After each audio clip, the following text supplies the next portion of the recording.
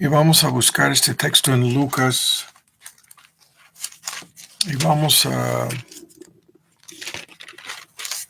dar lectura primero al texto y después vamos a orar y voy a hacer algunos comentarios y vamos a lanzarnos al tema. En Lucas, en su capítulo 23, vamos a agarrar el hilo aquí en el versículo 32. Dice que llevaban también con él otros dos malhechores a ser muertos. Y como vinieron al lugar que se llamaba la Calavera o Calvario, ¿no? Es una palabra en donde hay diferentes traducciones y significados. Le crucificaron ahí tanto a Cristo, ¿no? Y los malhechores, uno a la derecha, el otro a la izquierda. Y Jesús decía, esto es probablemente el punto más importante en relación con el ladrón que fue convertido, lo que escuchó aquí: perdónalos porque no saben lo que hacen. Y partieron sus vestidos, echaron suertes.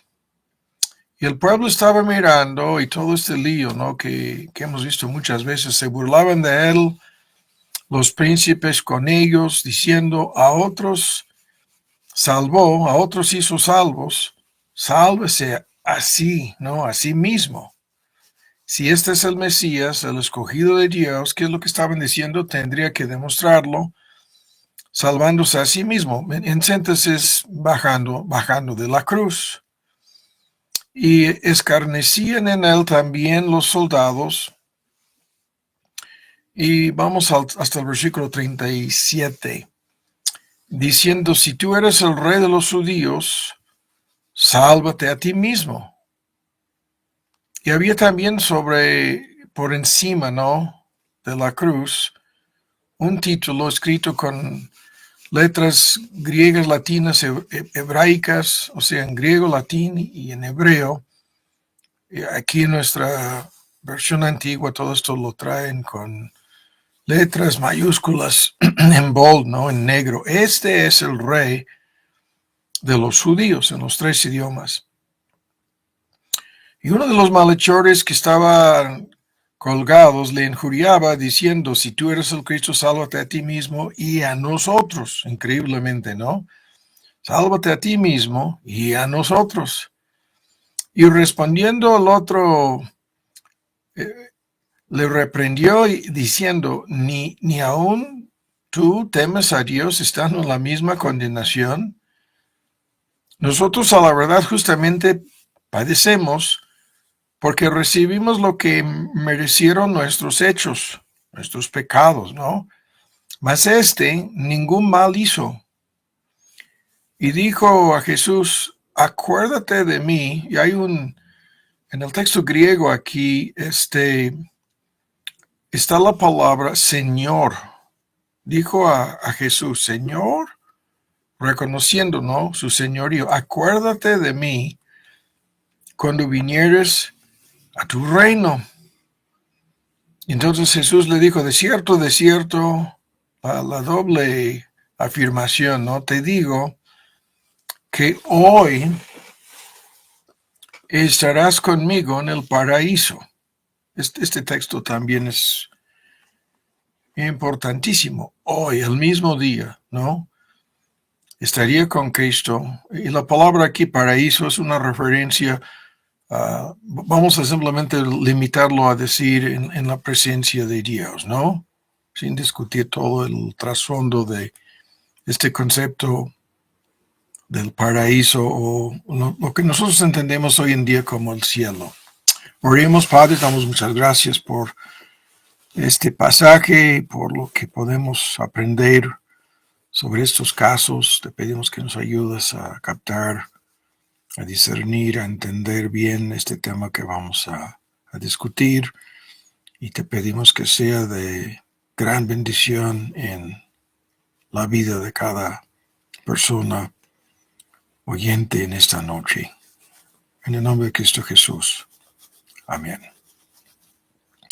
Ahora, este tema de las personas que son convertidas en los últimos pueden ser años, meses, semanas, y a veces llega al extremo de días, ¿no? En lo que algunos consideran como la conversión a la última hora, o usamos la frase en su lecho de muerte, personas convertidas. Es un modismo, es una fórmula para decir que son llevadas a estas personas a los pies de Cristo, faltando muy poco tiempo para partir de este mundo.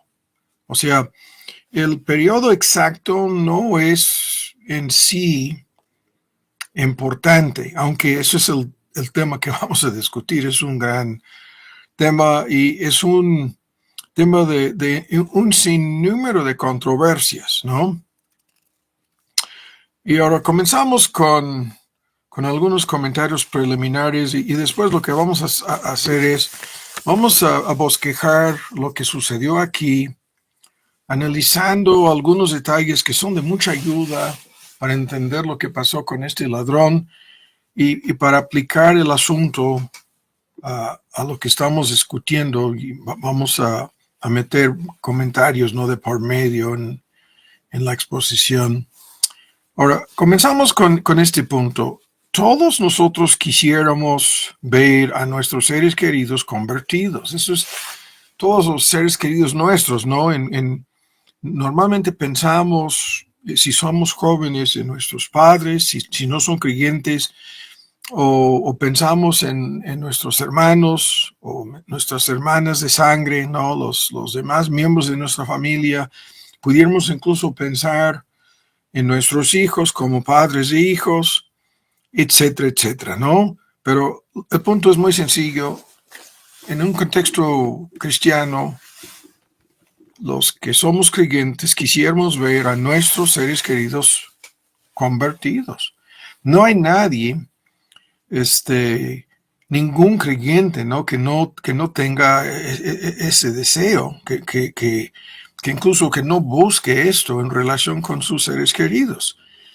Y esto se complica cuando vemos estos casos de personas y es increíblemente fuerte este asunto. Las personas que saben en algún sentido que se están acercando a la muerte. Eso es el caso aquí de los dos ladrones. Estaban ya colgados, ¿no? Crucificados en un proceso horrible, ¿no? De llegar hasta la muerte. Y sabían que se iban a morir, y eso es lo que estoy señalando aquí. Los casos cuando buscamos a la última hora o en los últimos, pueden ser años, lo vuelvo a decir, meses, semanas o días, la conversión de nuestros seres queridos que no son creyentes. Estos casos son bastante comunes, por un lado, y por otro lado, los que son verdaderamente convertidos a la última hora son, en este sentido comparativo, relativamente pocos. Los que se salvan con un pie en la tumba, en su lecho de muerte a la última hora, y esto no lo estoy limitando a ningún tiempo específico, tan solo estoy hablando de acercándose a la hora de su salida de este mundo. Todos quisiéramos ver a nuestros seres queridos convertidos, aunque sea a la última hora. Y al mismo tiempo estamos diciendo que los casos cuando esto sucede son comparativamente pocos. Y sin embargo, son cosas que realmente sucedan, ¿no? Personas son convertidas a la última hora. Esto es un gran misterio. Cuando yo comenté sobre este asunto, ¿no?, de que es de mucha controversia, y cuando comentamos como una persona como Oscar, y pueden venir a nuestra mente otros ejemplos, ¿no? Todos quisiéramos saber qué sucede en estos casos y cómo podemos saber si esto es así o no. Ahora, rápido, los comentarios preliminares aquí son muy importantes. Estamos dando por sentado que hay casos así y que son difíciles de comprender, o sea, cuando digo difíciles de comprender, sucedan cosas en muchos de estos casos y Dios no quiere que sepamos todo lo que sucede. Y hay muchísimos de estos casos cuando hay una incertidumbre, inseguridad, y esto es a propósito. Si Dios obra y salva a una persona en su lecho de muerte o no, muchas veces no quiere que nosotros lo sepamos. O sea, nos oculta la realidad de lo que sucede. Y al mismo tiempo, escuchen bien, estos casos son reales y son la prueba contundente de lo que la Biblia enseña de principio a fin. La salvación es por gracia. Incluso este tema es el más grande argumento a favor de la salvación por gracia. Esto vamos a volver más adelante. Si la salvación fuera por obras, sería imposible. ¿Cómo podría, por ejemplo, una persona como estos ladrones, cómo podrían haber sido salvados si la salvación fuera por obras? ¿Qué tipo de obras podrían hacer estas personas? Están en el proceso, ¿no? En cuestión de horas van a morir y están colgados a una cruz. ¿Qué pueden hacer personas así? La salvación es por gracia. Si no fuera así, este ladrón, el que fue convertido a la última hora, su salvación habría sido imposible, como la de cualquier otra persona en una situación de enfermedad grave, en su lecho de muerte, inmovilizada. Estamos pensando, ¿no?, de personas que están muchas veces internadas en el hospital y están básicamente atrapadas, ¿no? De ahí no van a salir vivos. ¿Qué pueden hacer personas así si la salvación fuera por obras? ¿Qué podrían hacer personas así? No podrían hacer nada. Pero la salvación es por gracia. Y a la vez hay que decir lo siguiente. Todo este asunto es más que misterioso y es otro gran ejemplo de la soberanía de Dios en la salvación. Y esto es un tema, no vamos a tardar en esta noche para rastrear la lista de textos. Son muchísimos y fuertísimos pasajes bíblicos que afirman que Dios tiene misericordia de los que Él quiere tener misericordia. Y es en este sentido la soberanía de Dios quiere decir que es su prerrogativa divina la de salvar o no a cualquier persona. Y el asunto es otro argumento en relación con la gracia de Dios. Esta gracia, en favor inmerecido de parte de Dios, es algo que Dios administra de manera soberana, ¿no? Él tiene la última palabra en relación con los que serán salvos o no. Y hay muchísimos textos que hablan de esto. Lo vuelvo a decir lo que dijo a Moisés: tendré misericordia del que tendré misericordia, me compadeceré del que me compadezca. Esto lo cita Pablo en Romanos 9 como la prueba contundente de que este asunto de la salvación está en las manos de Dios. Y a la vez hay que decir a lo anterior lo siguiente: las personas que son convertidas en esta forma, acercándose, ¿no?, en los últimos, pueden ser, lo sigo diciendo, años, meses o días y semanas de su vida, todas esas personas son convertidas y en alguna medida, en alguna forma, demuestran evidencias de su conversión, como vamos a ver aquí. Porque la fe salvadora, lo que nos conduce a los pies de Cristo y nos da la capacidad de humillarnos, arrepentirnos y entregarnos a Cristo como Señor y Salvador. La fe salvadora es igual en todos los casos. Es igual. Y todos los creyentes son conducidos, como vamos a ver aquí, a enfrentarse con su propia muerte antes de llegar a esa hora de su muerte, como lo que sucedió con este ladrón. Se vio frente a frente con la muerte inminente y antes de morir fue convertido a Cristo. Y en un sentido, todos los creyentes experimentamos algo parecido porque Dios nos lleva bajo convicción de pecado a enfrentarnos con nuestra mortalidad, con la realidad de nuestra muerte y la realidad del juicio venidero. Y llegamos a pasar en ese sentido, ¿no? Por la muerte en sentido espiritual antes de llegar a la muerte física.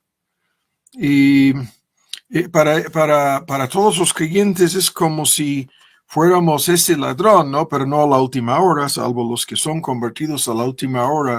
Los demás somos convertidos mucho antes, pero somos como este ladrón en el sentido de que enfrentándonos con nuestra muerte somos librados de la muerte. Es como si este ladrón se hubiera bajado de la cruz, ¿no? Y es figurativamente hablando, ¿no? Fue librado del aguijón de la muerte y asegurado hoy, el mismo día, ¿no? En que falleció, hoy estarás conmigo en el paraíso.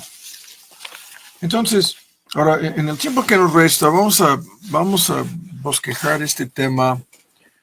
El criterio para entender este asunto se encuentra en este pasaje en Lucas 23 que acabamos de leer. Y lo que este texto nos ayuda a entender es cómo suceden estos casos. El hecho de que sucedan, lo sigo afirmando, sucedan casos así.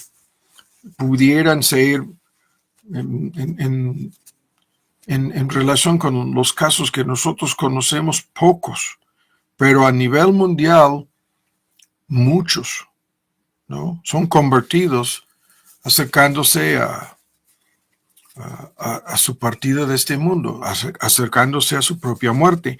Y lo vuelvo a decir, lo que es la clave en este asunto preliminar sigue siendo el hecho de que las personas se percatan, y normalmente esto es en medio de una enfermedad prolongada, muchas veces el asunto es así, o simplemente una enfermedad mortal, que les va a conducir dentro de un lapso predeterminado por Dios a morir, y las personas buscan la salvación y la encuentran en Cristo Jesús.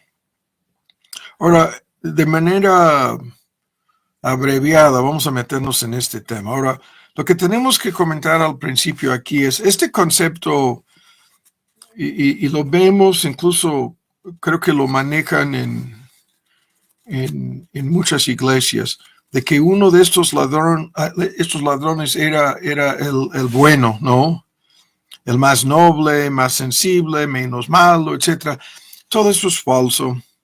Estos dos hombres son malhechores, criminales, condenados a muerte. Son identificados así en el Evangelio según Mateo como ladrones, criminales y culpables de probablemente muchísimos pecados.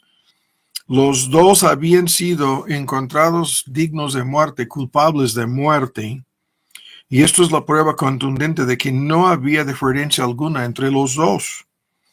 Los dos malvados, ¿no? Los dos condenados a morir. Los dos criminales viles, así. Es como los que pretenden encontrar hoy en día entre los sicarios o los narcos, ¿no? Algunos nobles o más sensibles o menos malvados. No, esto no es así. Y lo que vemos en la historia narrada, lo que acabamos de leer, comprueba lo que estamos diciendo. El hecho de que ambos blasfemaban a Cristo, el hecho de que los dos injuriaban a nuestro Señor Jesús.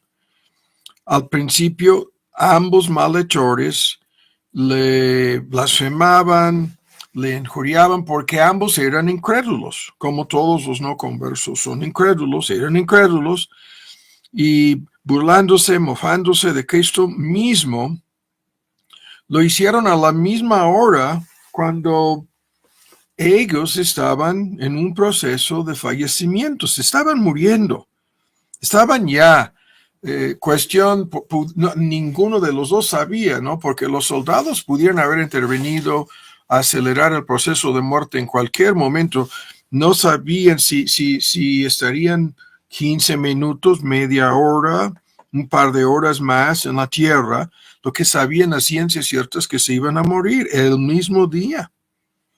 En este sentido, estaban a la mera hora de su salida de este mundo, ¿no? Lo que el pastor Puga nos habló de este tema usando la fórmula el último día de su vida. Ambos estaban así.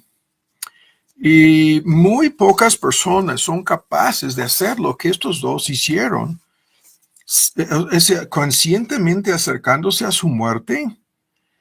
Se pusieron a blasfemar a Dios en el mismísimo proceso de salir de este mundo, de partir de este mundo,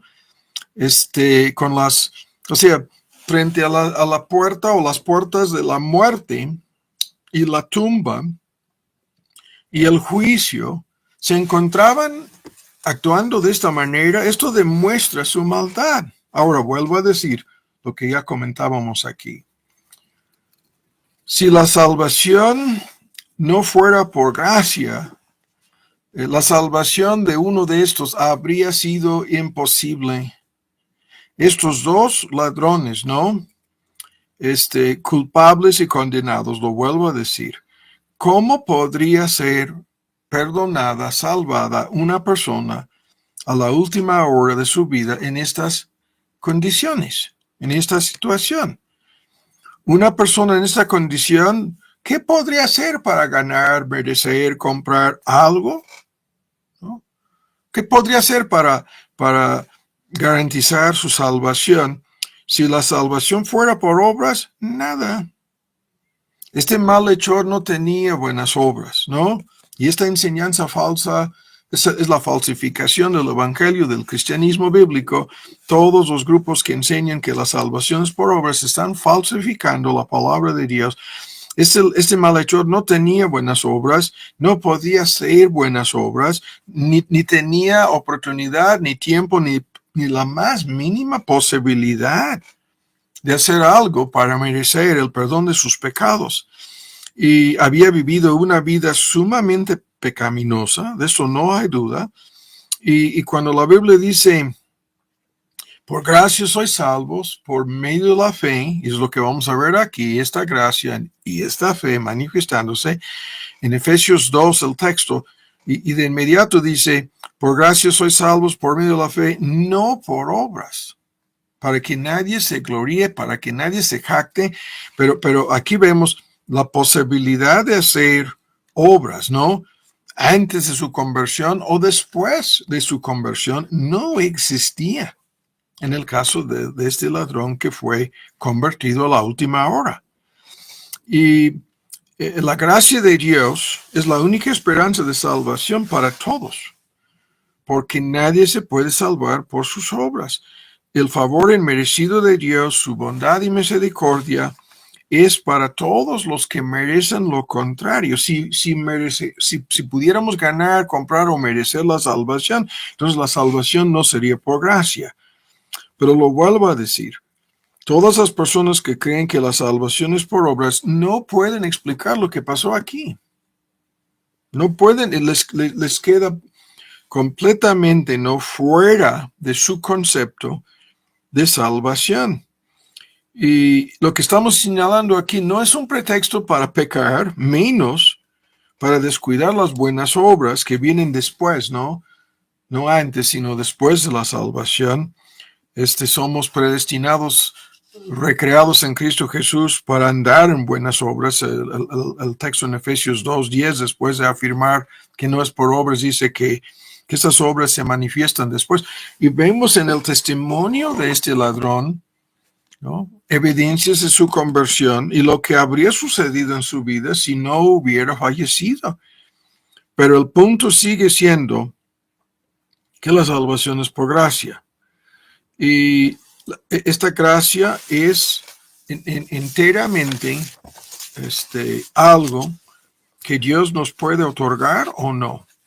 Es completamente su voluntad soberana, su prerrogativa, su derecho de salvar o no a cualquier persona. Y esto fue su plan, esto fue su propósito, como ya lo sabemos. Ese es un gran tema de cómo Cristo entra al cielo, al paraíso, y abrazando a este ladrón que le acompaña, ¿no? Como el gran triunfo, el gran, en este sentido, premio, ¿no? Recompensa por su obra salvadora, entra al cielo con este trofeo de su gracia, a su lado, lo que hemos escuchado muchas veces. Entonces, si esto no lo entendemos, todo lo demás, lo que vamos a discutir aquí, no nos va a conducir a nada. Hay un solo ejemplo de una persona convertida en su lecho de muerte en la Biblia. Es este caso, ¿no? Y convertido a la última hora para que nadie se desespere. Lo que yo comentaba al principio, todos quisiéramos ver a nuestros seres queridos convertidos, aunque sea la última hora. Pero hay un solo ejemplo de esto para que nadie caiga en la presunción, para que ninguna persona presuma, o sea, para que ninguna persona se engañe creyendo que va a esperar hasta la última hora para ser convertido. Todas las personas que piensan eso, la fórmula que hemos escuchado a lo largo de tantos años, todos los que piensan arrepentirse a la medianoche, increíblemente mueren a las 11:30, no llegan a la medianoche, porque el asunto no es así. Hoy es el día de salvación, no tenemos promesa alguna del día de mañana o una segunda oportunidad para buscar la conversión a Cristo. Pero en segundo lugar, y hay que apurarnos aquí, hay en el contexto de este tema muchísimas enseñanzas de nuestro Señor Jesús acerca de lo que Él lograría a través de su muerte. Y en Juan 12, voy a leer este texto, hablando de su muerte, dijo Cristo, anticipando lo que sucedería: ahora es el juicio de este mundo, ahora el príncipe de este mundo será echado fuera, y si yo fuere levantado, es una fórmula en el griego del Nuevo Testamento para decir crucificado, si yo fuera levantado en la cruz, crucificado, a todos traeré a mí mismo. Y eso estamos leyendo en Juan 12, lo decía dando a entender de qué muerte había de morir, qué es lo que lograría, qué es lo que haría al ser crucificado. En el texto dice, traeré a mí mismo todos los que serán salvos. Todos aquí se refiere a todos los que son destinados por la gracia de Dios, la doctrina bíblica, ¿no? De la elección por gracia. Todos los creyentes somos destinados a llegar a creer en Cristo. Y Cristo dice, al ser crucificado, lo que sucedió aquí en la narración histórica de este hecho que hemos leído en Lucas 23, a todos los que son destinados para salvación los voy a traer a mí mismo. Y esto es lo que hizo con este ladrón. A la hora de su muerte, la muerte de nuestro Señor Jesús, salvó a este ladrón que se encontraba a su lado. Y en este sentido, la obra salvadora de Cristo Jesús es lo que nos salva. Y somos traídos a los pies de Cristo, mirando a lo que Él hizo en su muerte y creyendo en Él. Este mismo tema está rápido, no vamos a detenernos con estos textos, pero está en el Evangelio según Juan, en su capítulo 3, en este misterioso ejemplo, en donde dice en 3:14, como Moisés levantó a la serpiente en el desierto, así es necesario que el Hijo del Hombre sea levantado. Levantado es la misma idea, crucificado, ¿no? Y el gran milagro que sucedió en el libro de Números, en el Antiguo Testamento, cuando los judíos habían sido atacados por serpientes ardientes, y estaban muchos de ellos ya en el proceso de morir, ¿no? Del veneno de esta serpiente o estas serpientes en número 21, la narración histórica de este evento. Y lo que hizo Moisés, una serpiente de bronce. Y al levantar sobre una asta la serpiente de bronce, todos los israelitas que miraban a la serpiente de bronce fueron salvadas, ¿no? Curadas de la serpiente venenosa, ¿no? Que les había mordido y vivían. Eso es un milagro extraordinario. Y lo que el texto dice es: Cristo será levantado para que todo aquel que en él creyere no se pierda, sino que tenga vida eterna. Ahora, este tema no vamos a tardar para discutirlo a detalle, pero nos sirve como ilustración de lo que pasó aquí con este ladrón. En el paralelismo entre las dos cosas, ¿no? En el caso de Israel, en peligro inminente de fallecer y morir, ¿cuánto iban a vivir habiendo sido mordidos, ¿no? La serpiente o las serpientes plural venenosas, ¿no? Que representa el pecado, les estaba conduciendo a una muerte inminente. Y la muerte amenazaba al pueblo de Israel como castigo del pecado, ¿no? Y la paga del pecado es muerte. Y Dios mismo, en aquel milagro en el Antiguo Testamento, en su gracia, en su misericordia, Dios proporcionó, Dios proveyó el único remedio para salvarse de la muerte inminente ocasionada en el simbolismo por sus pecados. Pero el remedio consistió de algo que Moisés levantó frente a sus ojos, y lo que levantó frente a sus ojos es lo que acabamos de decir. En una asta levantó un símbolo del pecado, ¿no? Siendo colgado o siendo colocado frente a sus ojos y produciendo la muerte. Y al mirar hacia ese símbolo, ¿no? Levantado a la vista de todos, creyendo lo que estaban viendo, mirando tan solo así, fueron curados, fueron sanados. Y es lo que el texto dice, que Cristo tiene que ser levantado para que todo aquel que en él cree o crea no se pierda, sino que tenga vida eterna. Y esto es exactamente lo que pasó con este ladrón. Es exactamente lo que sucede con todos los que somos convertidos, aun cuando esta conversión sucede a la última hora, ¿no? Todos los que miran a Cristo somos sanados espiritualmente, salvados, perdonados, ¿no? Justificados, simplemente al confiar, creer y entregarnos a Él, mirando a Él por medio de la fe, somos salvos. Y eso, lo vuelvo a decir, es lo que este ladrón hizo. Miraba a Cristo crucificado frente a sus ojos, que parecía, ¿no?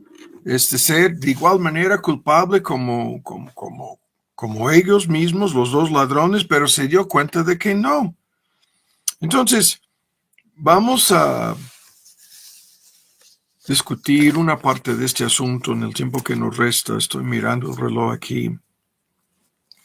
Y lo que quiero comentar aquí en una forma más abreviada es lo siguiente. Había un sinnúmero de obstáculos, muchos obstáculos,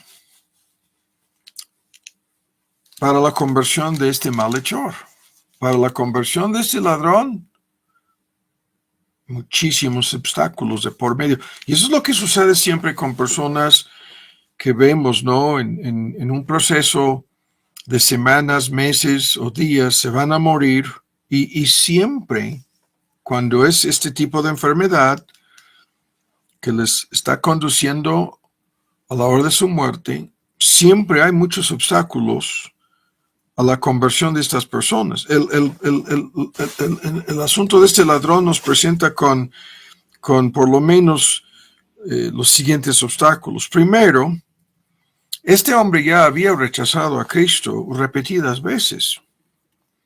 Al principio de la historia era tan incrédulo como el ladrón que murió en sus pecados.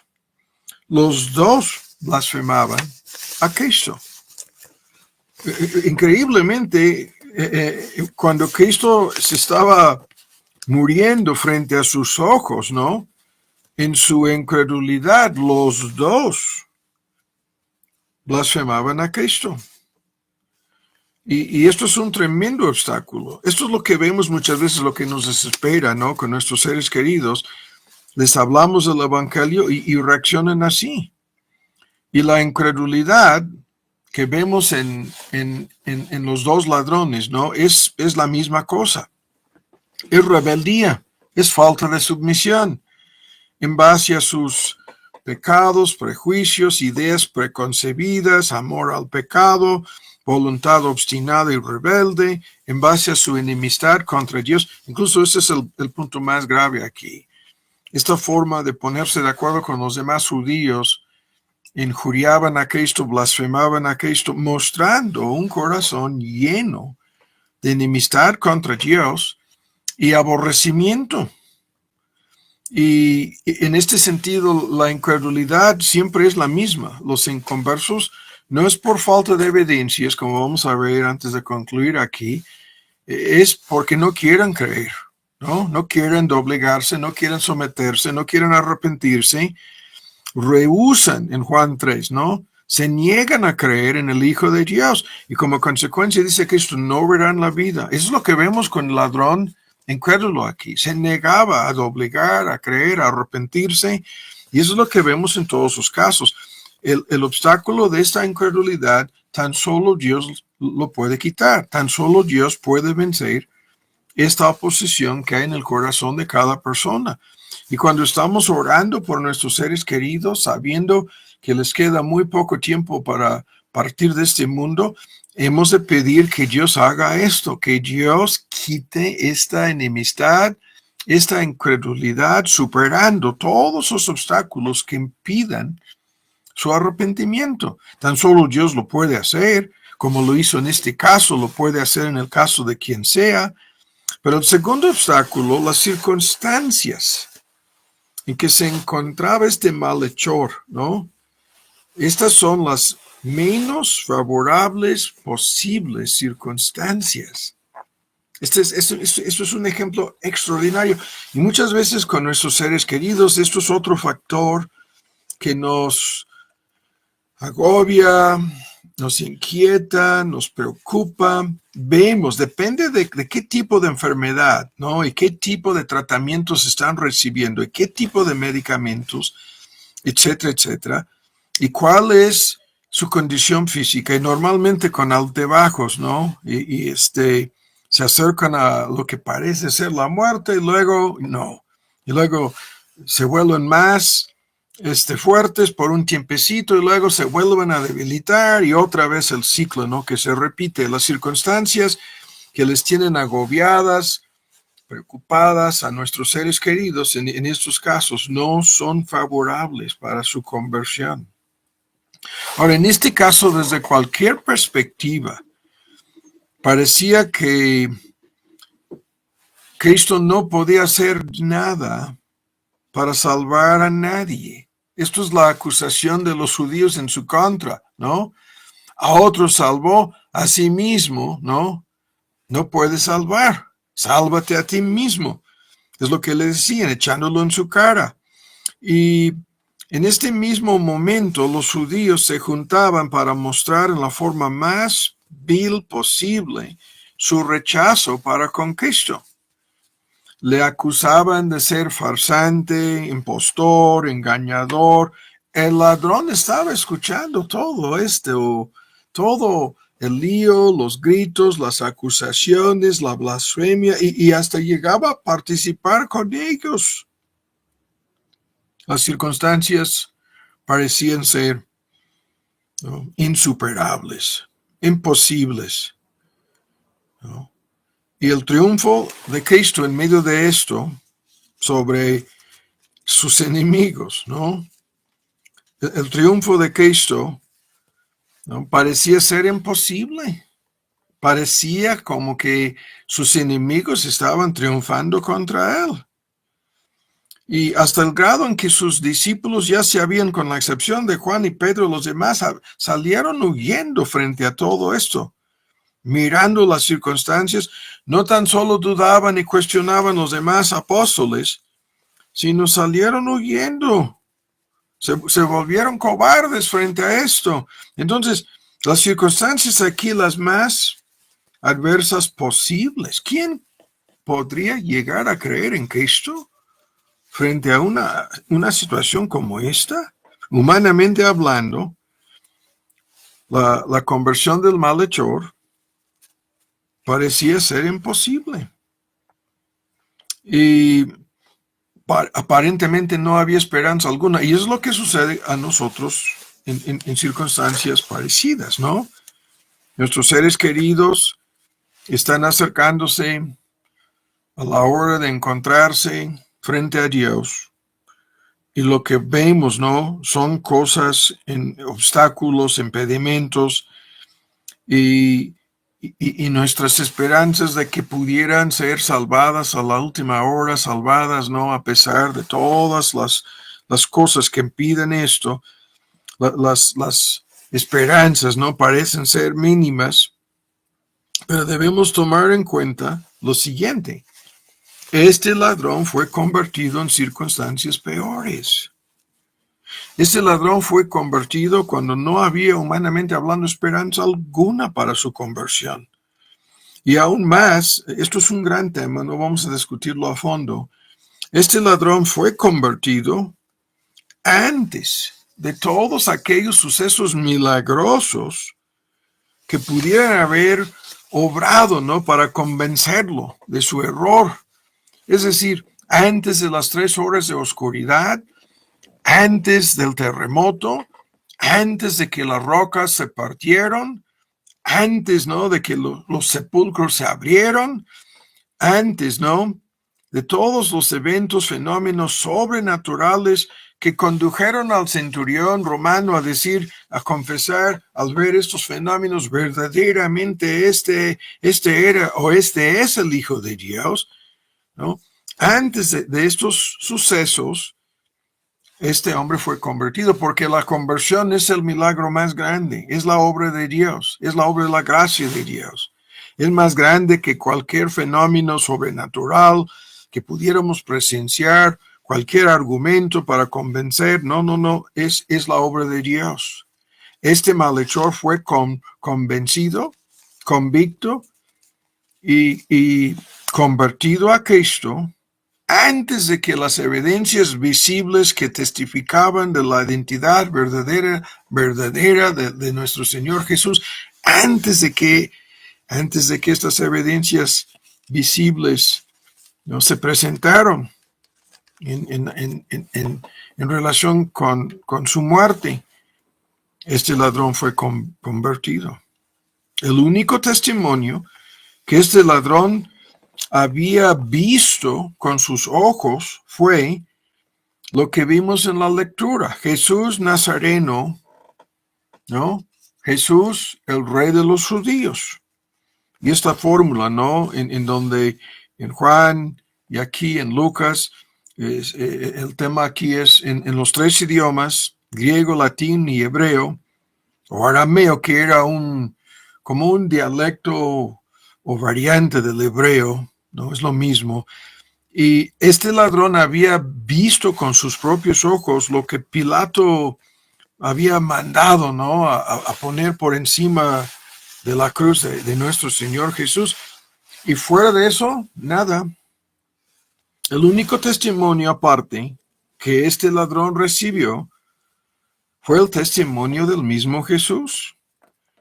Y de lo que sabemos aquí, ¿no?, de lo que está registrado a esta hora, ¿no?, en la secuencia de eventos, el testimonio más importante que había escuchado de Cristo, lo que vimos al principio: perdónalos, ¿no?, en el versículo 34. porque no saben lo que hacen. La oración de Cristo a favor del perdón de sus mismos enemigos. Perdónalos porque no saben lo que hacen. Es la única palabra registrada aquí en la Biblia de la cual tenemos certeza, ¿no? Estas son las palabras pronunciadas por Cristo mismo y el ladrón las escuchó. Increíble. A la vez que escuchaba el grito, ¿no? De los judíos, sálvate, si eres el Cristo, burlándose, ¿no? Y desafiándolo para que se bajara de la cruz, ¿no? Si eres el Hijo de Dios, desciende de la cruz. No había otro testimonio, salvo un fragmento de la palabra de Dios, ¿no? Encapsulado, podríamos tardar media hora discutiendo todo este asunto en base a su obra, en base a su sacrificio, en base a su sangre, en base a su sufrimiento, en base a su muerte en la cruz.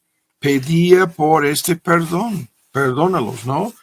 Estaba pagando por el pecado de cada creyente y pidiéndole al Padre, ¿no?, por el perdón de los pecados de cada persona creyente en él, incluyendo este ladrón. Estaba incluido en la oración.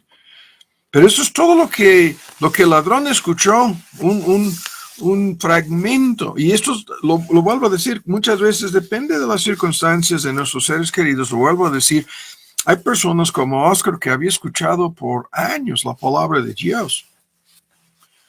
Y hay personas que escuchan acercándose a su lecho de muerte un solo sermón, ¿no? O un solo fragmento, ¿no?, de un folleto, ¿no?, o de un pasaje, o de un texto bíblico. Han escuchado. Y el punto sigue siendo que esta conversión siempre sucede en relación con la palabra de Dios sembrada en su corazón. El único que puede lograr, si han escuchado mucho o poco, el único que puede lograr que esa palabra de Dios lleve fruto para que sea entendida y comprendida y usada para obrar el nacimiento nuevo, la conversión de una persona, eso tan solo Dios, ¿no?, lo hace. Eso tan solo la gracia de Dios, el Espíritu de Dios, el poder soberano de Dios. Y eso lo vemos aquí en una forma extraordinaria, pero es el mismo milagro que vemos en la conversión de cualquier persona. Los elementos son los mismos, las circunstancias son distintas. Ahora, la siguiente cosa importante aquí es lo que vemos en el testimonio de este ladrón. Y es lo que buscamos en estos casos, ¿no? Oramos y pedimos por la convicción de pecado, por la obra del Espíritu Santo, para que las personas puedan comprender y arrepentirse y creer en Cristo, pero buscamos simultáneamente alguna evidencia, ¿no?, de su conversión. Y eso es lo que el texto nos proporciona en forma extraordinaria. La conversión de este ladrón se manifiesta.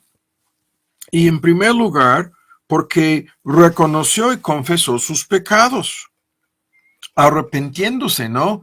Cuando comienza a regañar al otro, ¿no?, diciendo, ni temes a Dios, estando tú en la misma condenación. Nosotros, a la verdad, justamente padecemos nuestra condenación, nuestro padecimiento, las consecuencias, ¿no?, en este caso temporales, de sus pecados. Ya estaban sufriendo estas consecuencias en alguna medida que tendrían que culminarse en su propia muerte. Recibimos lo que merecemos, dice, reconociendo su culpa, reconociendo su pecado. Y lo que merecieron nuestros hechos, dice, estaba confesando así su culpa y sus pecados. Y el arrepentimiento es un cambio de opinión en cuanto a uno mismo, en cuanto a nuestros pecados, en cuanto a nosotros mismos, y un cambio de opinión en cuanto a Dios. Y esto es lo que vemos aquí. Justamente padecemos. Estamos recibiendo lo que merecemos, ¿no?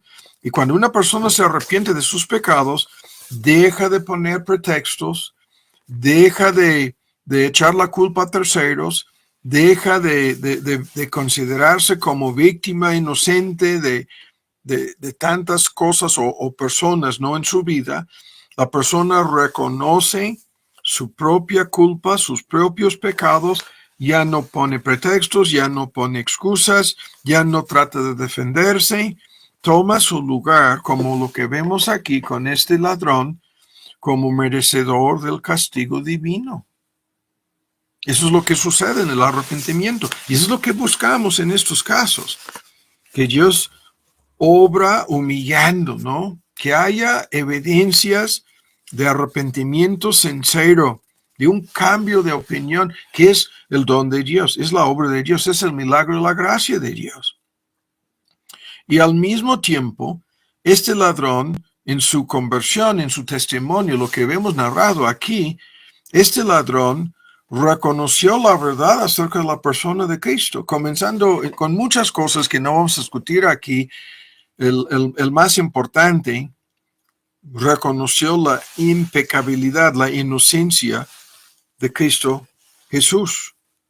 Dice, nosotros lo que hemos hecho es lo que nos ha conducido a esto, pero en el versículo 41, ningún mal hizo.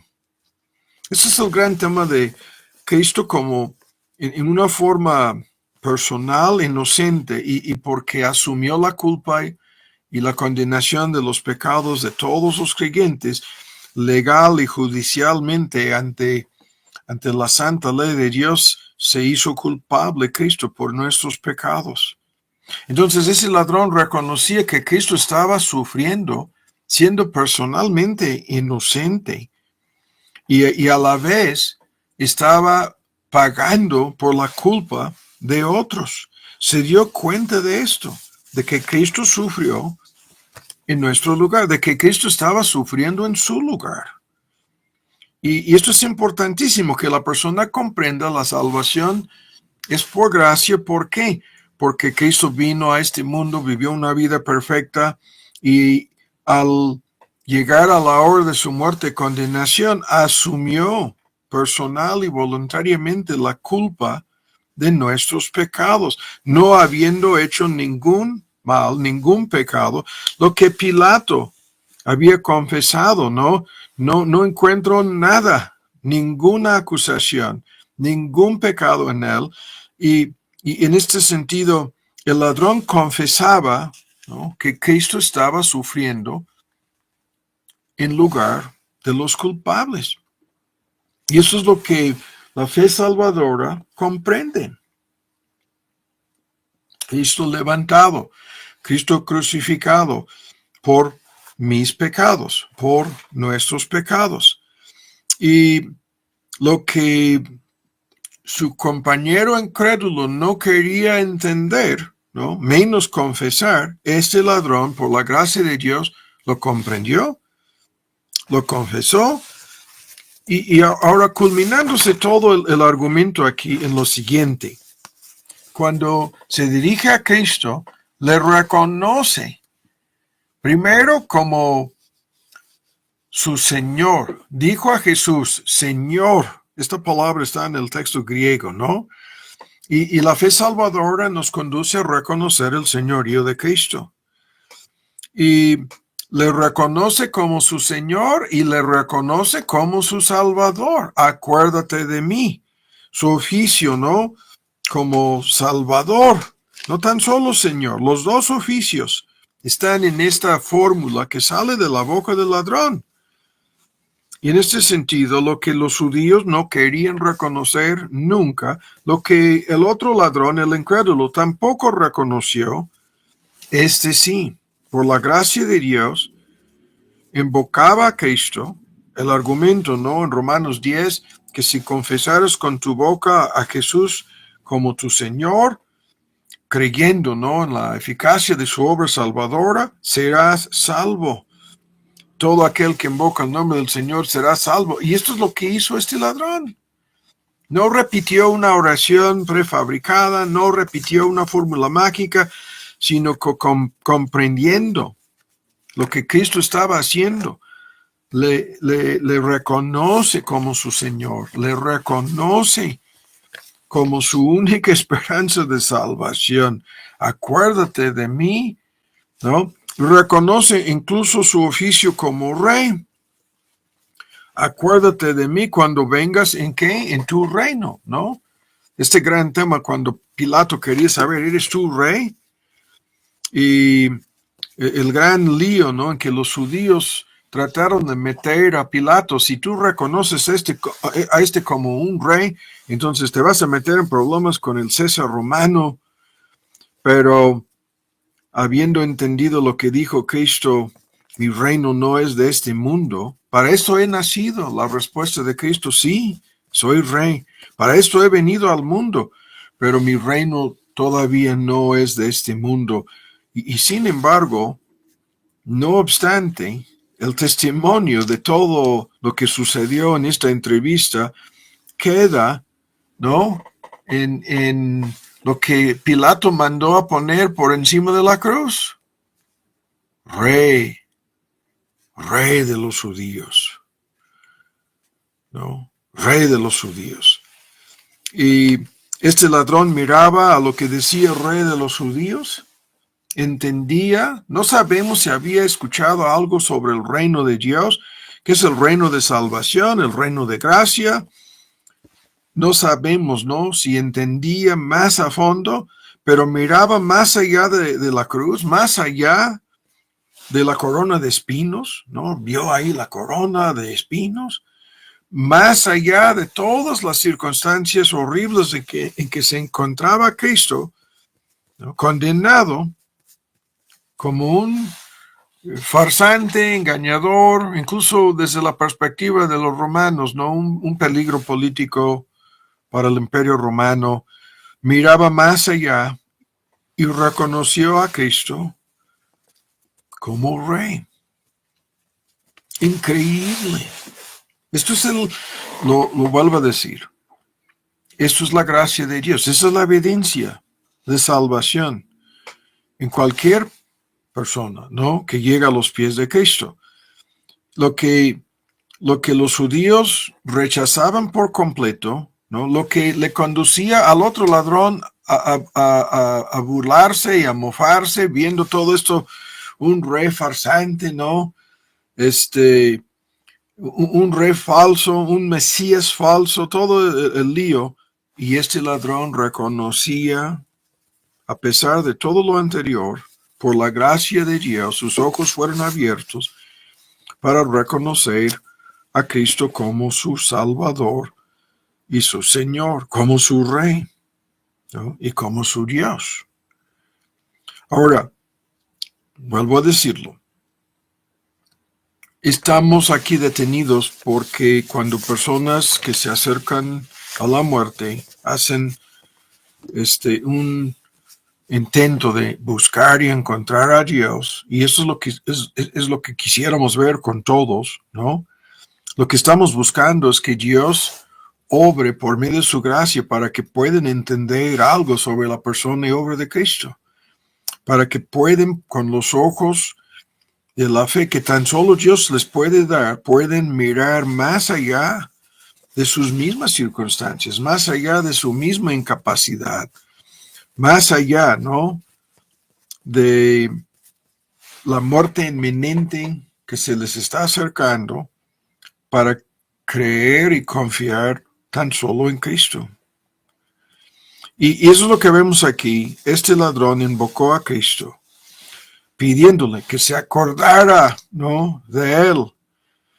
Y que se acordara de él es que Cristo intercediera por él, que Cristo le perdonara, ¿no?, que le salvara a él, al ladrón. Había escuchado, lo vuelvo a decir, perdónalos, ¿no?, porque no saben lo que hacen. Y ahora el ladrón pide por este perdón. Pide para que Cristo no se olvidara, para que no se olvide de él. Y eso es lo que la fe hace. Nos conduce a acudir a Cristo, a aferrarnos a Cristo, a creer en Cristo, a someternos a Cristo, dependiendo tan solo de su gracia, su misericordia, su obra, para perdonar y reconciliarnos con Dios. Y ahora, increíblemente, la promesa de salvación, ¿no?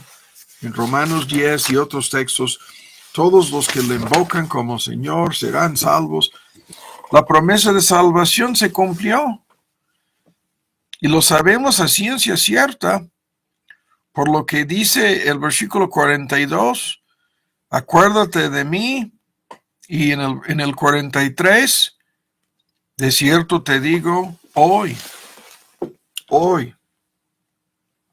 el día de hoy, estarás conmigo en el paraíso. Hoy mismo, ¿no? Tú entrarás conmigo a la presencia del Padre Celestial, el único mediador, el único camino, ¿no? Yo soy el camino, la verdad y la vida. Todo esto se confirma aquí. Y en este sentido hay un testimonio fuertísimo del poder de Cristo para salvar a quien sea, ¿no? Aunque hay pocos que son convertidos a la última hora, lo sigo diciendo, comparativamente, este ladrón convicto, conducido a arrepentirse, a creer en Cristo, en el mismo momento, el mismísimo momento cuando Cristo se estaba muriendo. Todo esto sucedió. En el mismo momento en que Cristo estaba en el proceso de sufrir y pagar por los pecados de este ladrón, a este ladrón le concedía el don de la fe, el nacimiento nuevo, la iluminación para ver en medio de estas tinieblas, ¿no?, su única esperanza de salvación. Y cuando Cristo le dice, hoy te llevaré conmigo al paraíso, vemos, ¿no?, su salvación. Ahora concluimos, habiendo bosquejado una parte de este tema, concluimos preguntándonos qué es lo que hemos de buscar al tratar de procurar la salvación de nuestros seres queridos que se acercan a la tumba, que se acercan a la muerte. La respuesta es exactamente lo que sucedió aquí. Pero hay que concluir preguntándonos a nosotros mismos, ¿no?, en relación con esto. Y las preguntas son las mismas. ¿Nos hemos enfrentado con la realidad de nuestros pecados? Del hecho de que nosotros merecemos este juicio de Dios, el justo juicio de Dios en contra de nosotros debido a nuestros pecados. Eso es lo que vemos lo que sucedió con este ladrón. Es lo que buscamos con todos. Hemos reconocido la realidad de nuestra culpa, nuestros pecados, el hecho de que merecemos tan solo el juicio de Dios. Hemos entendido que Cristo vivió una vida perfecta y se entregó como sacrificio para llevar en sí mismo, en su cuerpo y alma, el castigo que nuestros pecados merecen, y que esto es la única obra que nos puede perdonar, que nos puede justificar y declarar libres de culpa ante un Dios 3 veces santo. Hemos reconocido a Cristo, como lo vemos aquí, como nuestro Salvador, como nuestro Señor, como nuestro Rey. Eso es lo que sucedió con ese ladrón. Y eso lo vuelvo a decir, si lo buscamos para otros, tenemos que asegurarnos de que nosotros no hayamos hecho exactamente esto. Si nosotros hemos pedido a este Señor que nos salve, que nos perdone, ¿no? Señor, acuérdate de mí, ¿no? Perdóname a mí.